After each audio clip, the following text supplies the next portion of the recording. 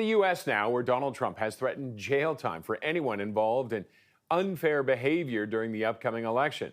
The fresh warning comes just days before Trump and Kamala Harris are set to face off in their first presidential debate. Now, Trump's post on his Truth Social app reads in part, "When I win, those people that cheated will be prosecuted to the fullest extent of the law, which will include long-term prison sentences so that this depravity of justice does not happen again." The message is Trump's latest threat to use his potential second-term win for retribution. The former president's team has been urging him to keep his focus on Harris ahead of the debate. And the pair will be facing off with the polls showing Trump and Harris are neck and neck. This, according to the New York Times. Trump is up by 1 point over Harris.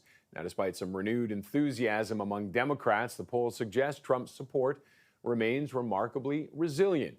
Both candidates are now ramping up efforts to try and sway more voters their way. Joining me now is Eric Ham, our CTV News political analyst. Eric, thanks as always for joining us. It's good to be here. Thanks for having me. What do you make of that poll with Trump having a 1 point lead? There's been all this talk about Harris having all the momentum, yet that poll comes out. You know, what we are seeing here is Donald Trump's strategy of subtraction, of trying to actually make this a turnout race among the respective bases of the two political parties is actually working.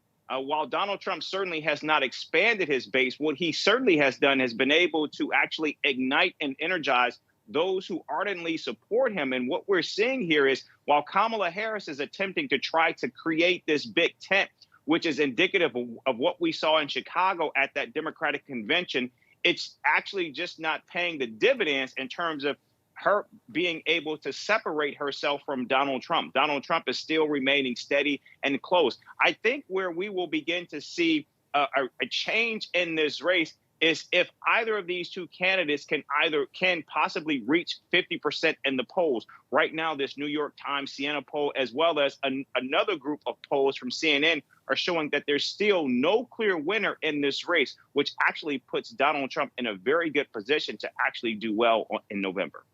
Does this change the dynamics of the swing states at all? It looks like he's strengthening his base. It's not changing the dynamics at all. What we're clearly seeing is this will be a race that will come down to Pennsylvania. Whoever wins Pennsylvania will likely win the White House in November. Clearly, it's an up for grabs state right now. Wisconsin and Michigan do appear to be moving and trending towards the Democrats right now. But because of the many electoral votes in Pennsylvania, that's a state where I think coming out of this debate, we're going to see both of this candidate expend all of their resources and energy on that state. In fact, we're now learning that Republicans are expected to spend $100 million in the state of Pennsylvania between now and November. All right. And you mentioned the debate. What can we expect from that?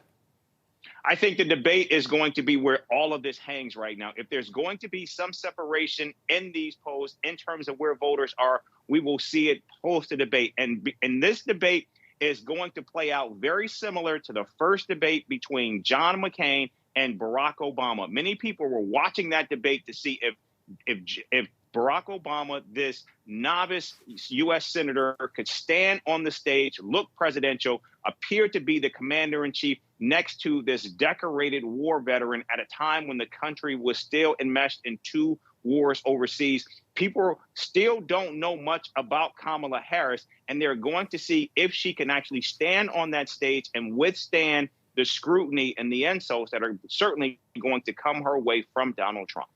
And with Trump, do you expect any change in how Trump will likely approach this?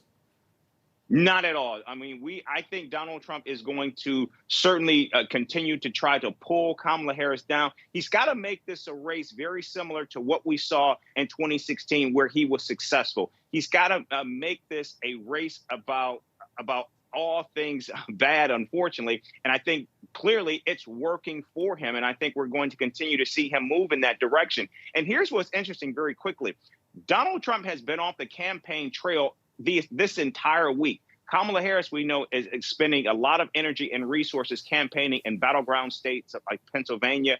But still, what we're seeing is even with Donald Trump off the campaign trail, he's still very, very competitive. Okay. Eric, thank you as always for your insight. Thank you.